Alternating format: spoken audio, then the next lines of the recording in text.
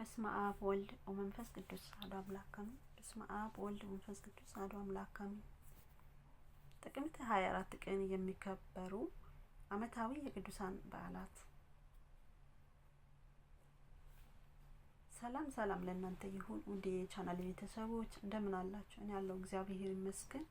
እግዚአብሔር ሰላም ከሁላችንም ጋር ይሁን። እንኳን አደረሳችሁ አደረሰን። ጥቅምት 24 የሚከበሩ ቅዱሳን አባቶቻችን ረድኤታቸው በረከታቸው ይደርብን፣ አሜን።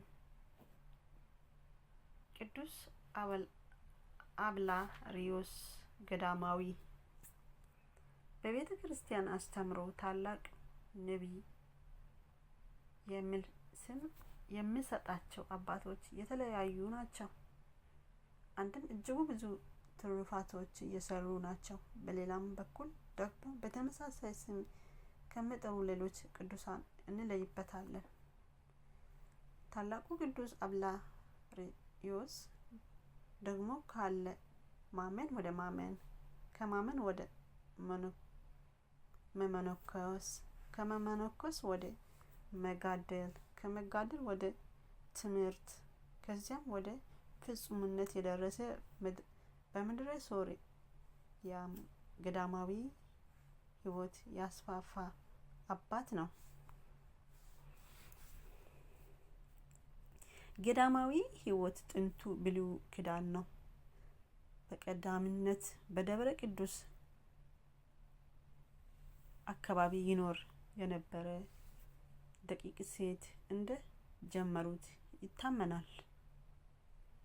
ሕይወቱ በኋላ በተረዳ መንገድ የታየ ግን በታላቁ ጻድቅ ሄኖክ ከዚያም በቅዱሱ ካህን መልከ ጻድቅ አማካኝነት ነው።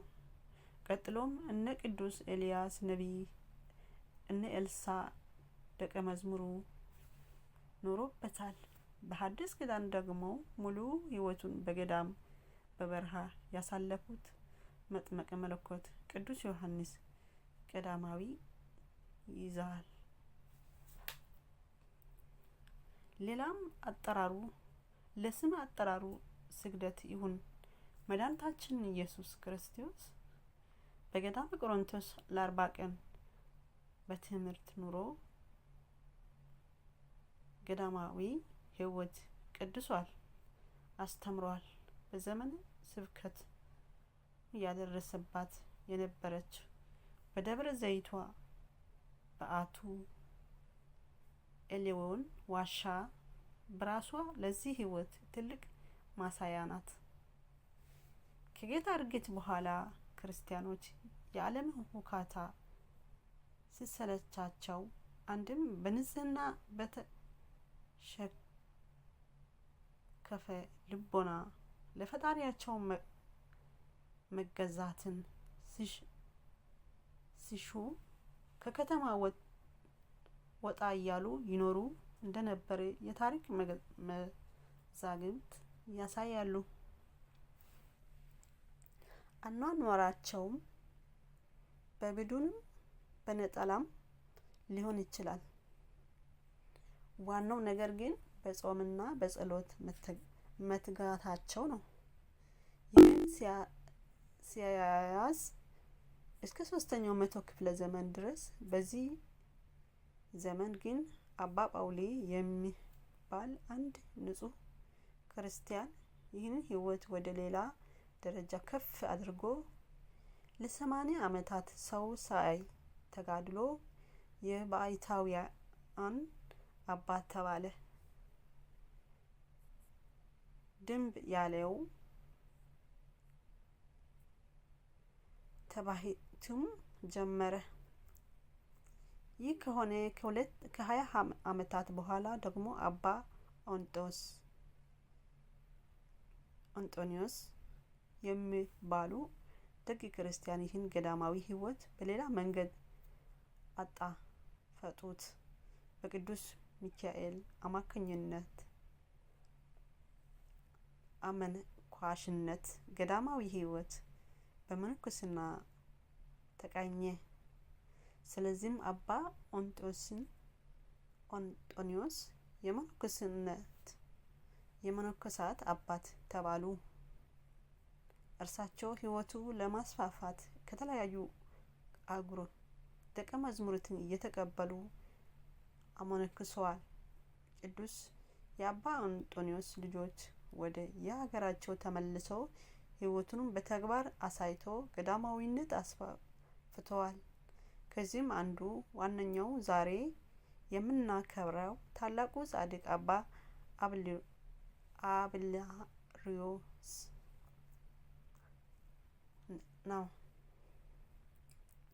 ቅዱስ አብላሪዮስ ሶርያዊ ሲሆን የተወለደው በ3ኛው መቶ ክፍለ ዘመን መጨረሻ አካባቢ ነው። በቀደመው ሕይወቱ ክርስትና ፈጽሞ የማያውቅ ሰው ነበር። ለዚህ ምክንያቱ የወላጆቹ ኢአማንያን መሆኑ ነው። ገና በልጅነቱ ወደ ትምህርት ቤት ገብቶ የግሪክ ፍልስፍና የዮናናውያንን ጥበብ ተምሮ ፈላስፋ ሆኗል። በ16 ዓመቱ በምድረ ሶርያ አሉ ከሚሉ የጥበብ ሰዎች አንዱ ነው ሆነ። ቅዱሱ መንበብና መጠየቅን አብዝቶ ይወድ ነበር። የሚያነባው ነገር በሶርያ ቢያጣ በ17 ዓመት በተጨማሪ ጥበብን እውቀትን ፍለጋ ወደ ግብጽ እስክንድሪያ ወረደ። በዚያ ግን ከስማቸው ትምህርታቸው አንዱ ልብ ገዛ። በወቅቱ በግብጽ ላይ ፓትርያርክ የነበሩ ቅዱስ አለእስክንድሮስ ስለ ምድራዊ ያይደለ ስለ ሰማያዊ ጥበብ ሲያስተምሩ ሰምቶ ተገረመ።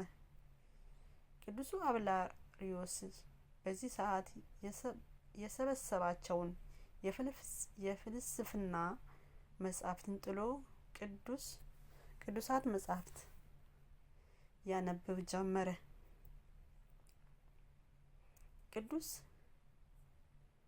አለእስክንድሮስ የሚከብድበትንም እያፈታታ ተረጎመለት። በአጭር ጊዜ ክርስቲያን ሆኖ ተጠመቀ። በዚያውም ዓመት ከከተማ ወጥቶ ወደ በረሃ ገባ።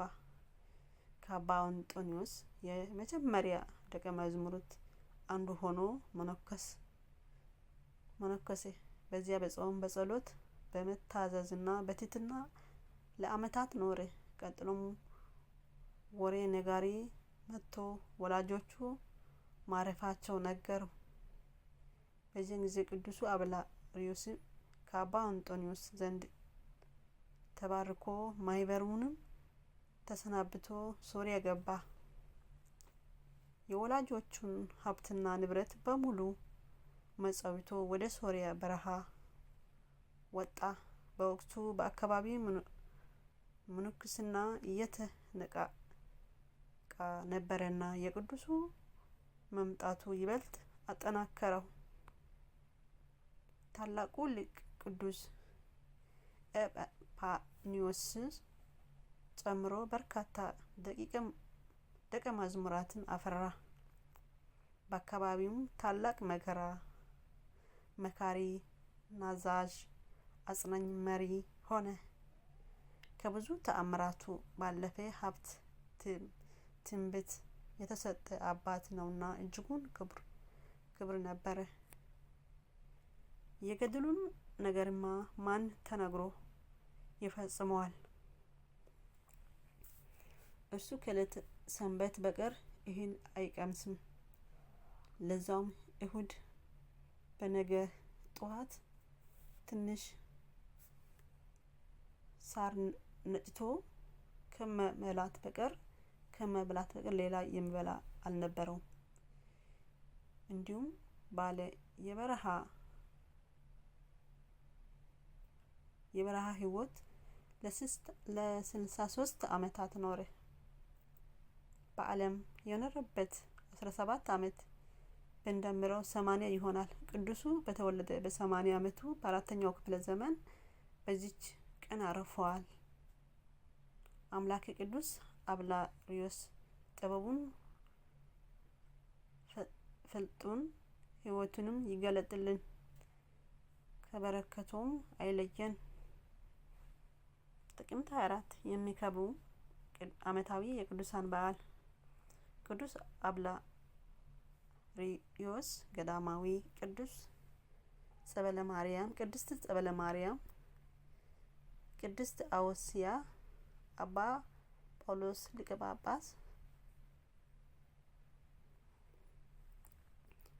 በዚህ በ24 የሚከብሩ ወራዊ የቅዱሳት በዓል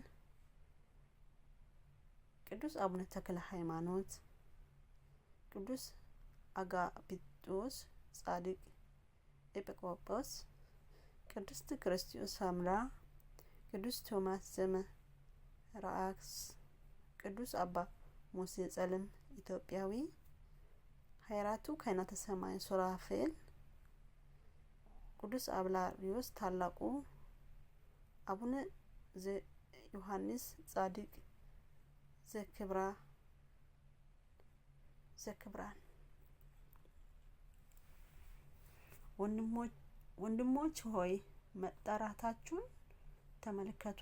እንደ ሰው ጥበበኞች የሆኑ ብዙዎች፣ ኃይለኞች የሆኑ ብዙዎች፣ ባለሀብት የሆኑ ብዙዎች አልተጠሩ።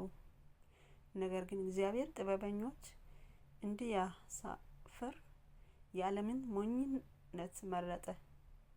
ስጋን የለበሰ ሁሉ በእግዚአብሔር ፊት እንዳይመካ፣ ነገር ግን የሚመካ ሁሉ በእግዚአብሔር ይመካ።